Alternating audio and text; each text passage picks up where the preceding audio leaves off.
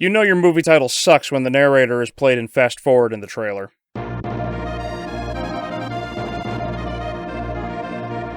The Conjuring, and a mouthful of a title, sees the return of Patrick Wilson and Vera Farmiga as the Warrens. Perhaps the most famous paranormal investigators of all time are back flexing their acting chops to try and save a franchise that's been so far underwater it's gotten to know Jack pretty well. This time, the Warrens take on the case of Arnie Johnson. Beginning with a boy named David Glatzel, who is Arnie's girlfriend's younger brother, is possessed by a demon and Arnie pleads with it to possess him instead. Afterwards, Arnie gets down with a sickness and turns his landlord into a knife block. This sparks the first time demonic possession was used as a defense in U.S. court and became known as the namesake "The Devil Made Me Do It" case. Now it is up to the Warrens to solve why the events have been manipulated as they try to save Arnie's soul. If there is one positive to state, Patrick and Vera are as good as ever, but that's like standing in a burning museum and saying that marble statue is a great piece of art while ignoring the blaze. What stood out the most is how established rules are no longer adhered to. For example, Lorraine was shown to see things others cannot due to her clairvoyance. Lorraine would relive events out of body while sitting there in the real world doing nothing like she listened to the magic conch shell. Well, now the studio doesn't believe in tension or wanting to show what audiences craved, so now Lorraine relives events in real time and must be chased through the woods to a horribly CGI cliff.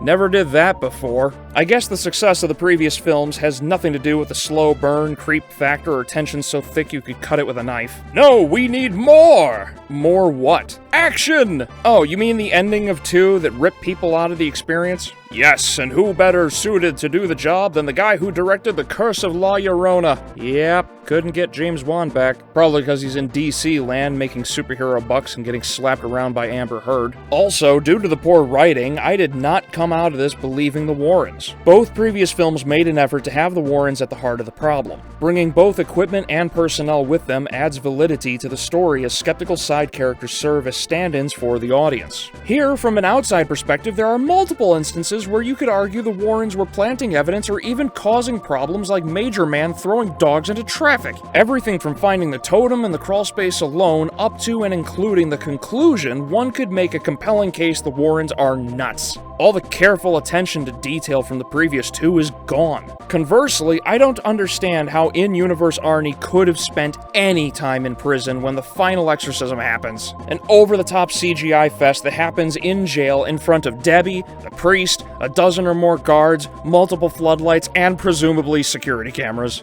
If you thought The Conjuring 3, as it should be titled, was going to be the needed jolt of life to the series, then you're gonna be disappointed. It sucks. You could argue it is one of the worst films in the entire franchise. While Patrick and Vera are great in the roles, none of the actions have any consequences, like Ed's heart attack, which doesn't really slow him down. The CGI is blatant and unnecessary. The film is internally inconsistent, and if the series never made another movie, I would be happier than Kevin Spacey as a Boy Scout leader. Now, thanks for watching. Like, share, subscribe, and I'll see you in the next video.